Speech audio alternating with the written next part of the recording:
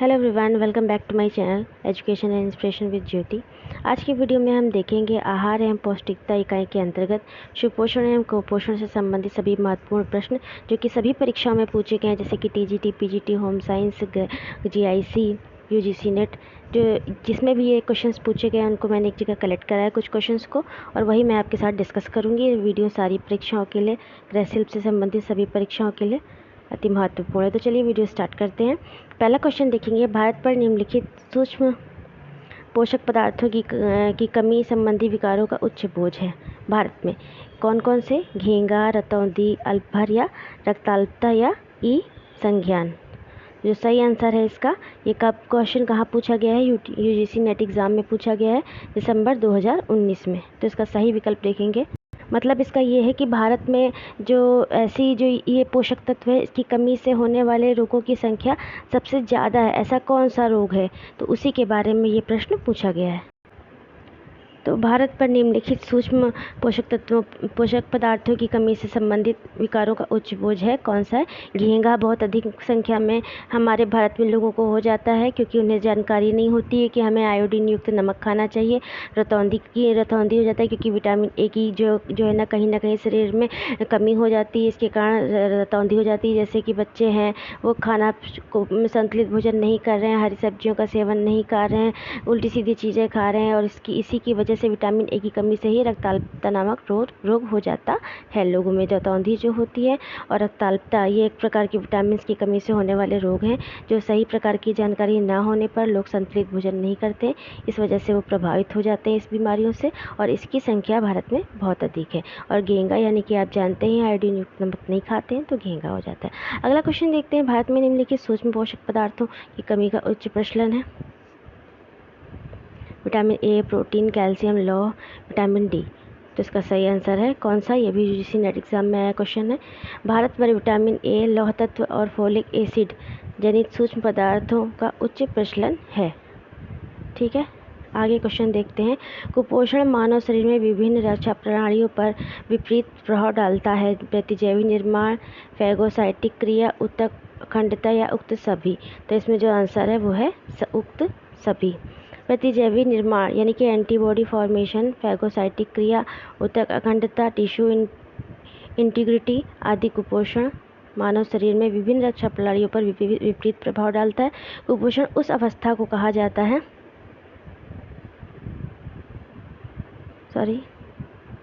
कुपोषण उस अवस्था को कहा जाता है जब मनुष्य को उसकी शारीरिक आवश्यकताओं के अनुकूल उपयुक्त मात्रा में सभी पौष्टिक तत्व नहीं मिल पाते। जैसे कि मैंने आपको बताया कि शरीर की आवश्यकता के अनुसार शारीरिक जिस भी समय की आपकी आयु हो, उस आयु के हिसाब से कुछ निर्धारित मात्रा में पौष्टिक तत्व जो होते हैं वो हमारे शरीर की वृद्धि एवं विकास के लिए बहुत आवश्यक होते हैं।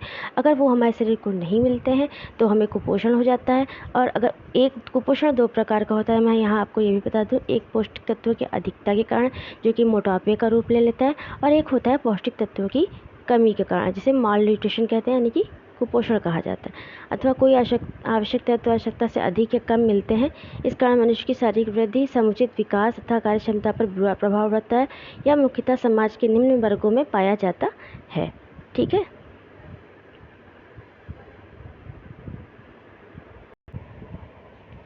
निम्न में से कौन बच्चों में पीईएम का कारण है? ठीक है, तो कौन सा कारण है? तनाव, स्ट्रेस बच्चों में पीईएम का कारण है। ठीक है, पीएम का कारण क्या है? बच्चों में तनाव यानी कि स्ट्रेस। अगला क्वेश्चन देखते हैं, भारत में पोषक तत्व की कमी या सर्वाधिक रूप में पाई जाने वाली बीमारी, पोषक तत्व की कमी से सर्वाधिक रूप से पाई जाने वाली बीमारी कौन सी है? तो कौन सी है वो बीमारी? ए, भोजन में पोषक तत्व की कमी से सर्वाधिक रूप से पाई जाने वाली बीमारी ऊर्जा प्रोटीन कुपोषण है। ठीक है, कौन सी? ऊर्जा प्रोटीन कुपोषण है। शरीर के लिए आवश्यक संतुलित आहार लंबे समय तक ना मिलना ही कुपोषण कहलाता है। कुपोषण के कारण बच्चे तथा महिलाओं के रोग प्रतिरोधक क्षमता कम हो जाती है, जिससे वे आसानी से बीमारियों के शिकार बन जाती हैं। कुपोषण से पीड़ित व्यक्ति का प्रोटीन युक्त संतुलित आहार लेने की सलाह दी जाती है। कौन सा आहार लेने की सलाह दी जाती है? प्रोटीन युक्त संतुलित आहार लेने की सलाह दी जाती है। सूची 1 में दिए गए लक्षणों का सूची 2 में दी गई बीमारियों से मिलान करें। तो आइए सही क्रम देखते हैं इसका, जिससे आप लोग डायरेक्ट आंसर देखें और जल्दी ज़्यादा क्वेश्चन समझ लें कम समय में।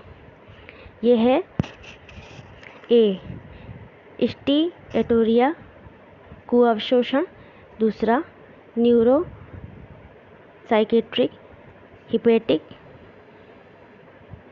इंसेफेलोपैथी, मूत्र में प्रोटीन यानी कि क्या होता है इसका नेफ्रोटिक संरक्षण की मूत्र में प्रोटीन की अत्यधिक क्षति, तो ये क्या इसलिए होता है नेफ्रोटिक संरक्षण। और प्लेटलेट एकत्रीकरण यानी कि C.V.D। ठीक है, थोड़ा टिपिकल क्वेश्चन है, ये सब UGC नेट एग्ज़ाम में आए हुए हैं।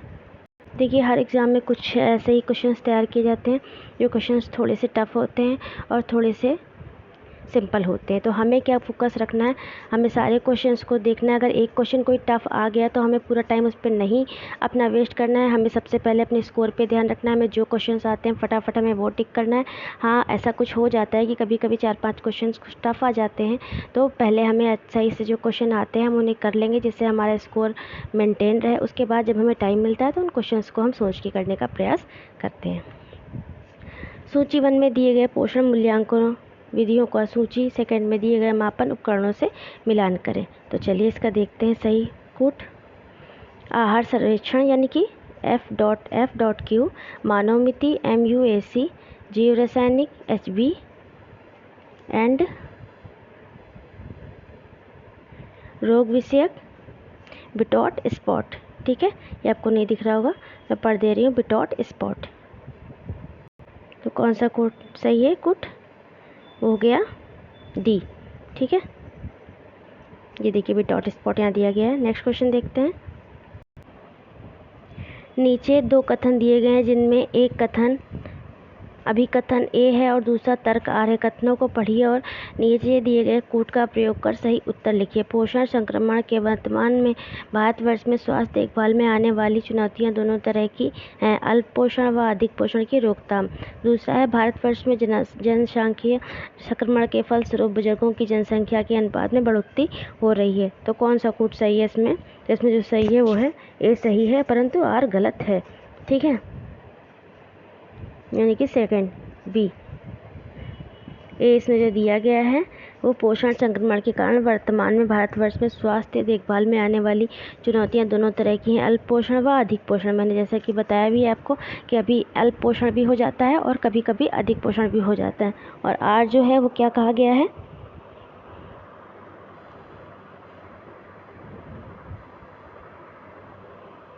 आर कहा गया है भारतवर्ष में जनसांख्यिकी नियंत्रण जनसांख्यिकीय संक्रमण के फलस्वरूप बुजुर्गों की जनसंख्या के अनुपात में बढ़ोतरी हो रही है। तो ऐसा कुछ बात नहीं है कि बुजुर्गों के अनुपात की जनसंख्या के अनुपात में बढ़ोतरी हो रही है, तो इसलिए A सही है और R गलत है। नेक्स्ट क्वेश्चन देखते हैं आगे हम लोग। सूची 1 में दिए गए पौष्टिक तत्वों की कमी से होने वाले रोगों के लक्षण को सूची 2 में दिए गए उनके पोषक तत्वों से मिलान कीजिए और नीचे दिए गए कूट में से सही उत्तर चुनिए। तो चलिए देखते हैं इसको। तो ये देखिए रोग दिए गए हैं और सामने दिया गया पोषक तत्व। तो टेटनी में क्या हो जाता है, कैल्शियम की कमी हो जाती है। एंगुलर स्टोमेटाइटिस में क्या हो जाता है, राइबोफ्लेविन की कमी हो जाती है। माइक्रोसिटिक नार्कोक्रोमिक एनीमिया में किसकी कमी हो जाती है, फोलिक एसिड की कमी हो जाती है। और जिंजिवाइटिस में एस्कॉर्बिक एसिड की कमी हो जाती है। और काइलोनीचिया में लौह तत्व की कमी हो जाती है। जैसे इस तरह के क्वेश्चंस वेरी इंपॉर्टेंट है। ये क्वेश्चंस कई बार आया गया है, हर बार एग्जाम में कहीं ना कहीं घुमा फिरा के पूछ लिया जाता है। रोग और कौन से पोषक तत्वों की कमी से वो हो जाते हैं। तो इस तरह के क्वेश्चन आप ज़रूर ध्यान से देखिएगा, ये बहुत इंपॉर्टेंट होते हैं। ये क्वेश्चन UGC नेट एग्ज़ाम में आया है 2018 में। कुपोषित माताएं बच्चों को सफलतापूर्वक स्तनपान करवा सकती हैं, अभिकथन है ये। और R अभिकथन क्या है, अत्यधिक कुपोषण की अवस्था में भी माँ के दूध की मात्रा व गुणवत्ता पर प्रभाव नहीं पड़ता है। तो कौन सा विकल्प सही है, तो इसमें जो सही आंसर है वो है A सही है और R गलत है। ठीक है।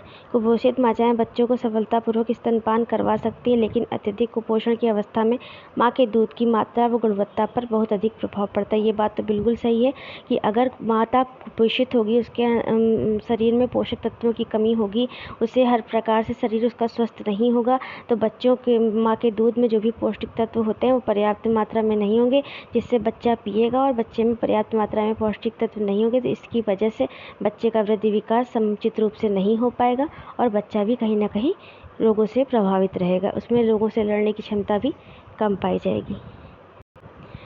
डैश भोजन में प्रोटीन और कैलोरी गंभीर कमी के कारण होता है, तो इसका सही आंसर है ए। ठीक है।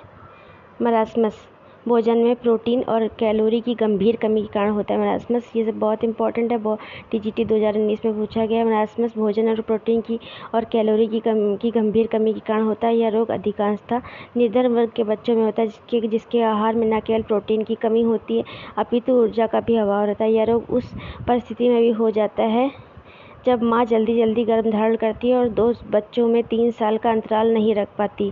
जल्दी गर्भधारण की दशा में माँ शिशु का स्तनपान करना छुड़ा देती है, परंतु उसके पोषण के लिए पर्याप्त मात्रा में दूध, अनाज, दाल, फल, सब्जी आदि नहीं खिला पाती। ऐसी परिस्थिति में बालक को प्रोटीन, ऊर्जा, कुपोषण रोग हो जाता है। बिल्कुल सही बात बताई गई है, जो मैंने अभी आपको बताया कि जब माता जल्दी गर्भधारण कर लेगी, जैसे कि मैंने आपको बताया कि अगर उसे कुपोषण होगा, माता का शरीर स्वस्थ नहीं होगा, तो बच्चे का शरीर भी स्वस्थ नहीं रहेगा। अगर माता जल्दी गर्भधारण कर लेगी और बच्चे का दूध छूट जाएगा, तो जो भी दूध के माध्यम से जो भी बच्चे के शरीर में पौष्टिक तत्वों की पूर्ति होती है वो नहीं हो पाएगी, क्योंकि बच्चे को बाहरी रूप से भी कोई इस प्रकार से पौष्टिक तत्व नहीं दिए जा रहे हैं। ऐसी स्थिति में मरासमस रोग होने की संभावनाएं बहुत अधिक हो जाती हैं। ये रोग हो जाता है प्रोटीन और कैलोरी की गंभीर कमी के कारण होता है। तो आई थिंक ये वीडियो आपके लिए यूज़फुल रहा होगा, आपको समझ में आया होगा। सब कॉमन क्वेश्चंस हैं जो कि घुमा फिरा के पूछे गए हैं। कुछ टफ क्वेश्चंस रहते हैं किसी भी पेपर में, कुछ टफ रहते हैं, कुछ सिंपल क्वेश्चन रहते हैं। कमांड हमें सब पे होना चाहिए। बस ये ज़रूर है कि आपको अपना जो भी आप पेपर हल करने से पहले आप देख लें कि आपको कौन कौन से क्वेश्चन बिल्कुल परफेक्ट तरीके से आते हैं। आप उन्हें पहले करें और जब आपको टाइम मिले जिसमें आपको कन्फ्यूज़न, उसको थोड़ा सोच के आप बाद में करें। Thank you so much for watching. ऐसे ही पढ़ते रहिए। Stay connected.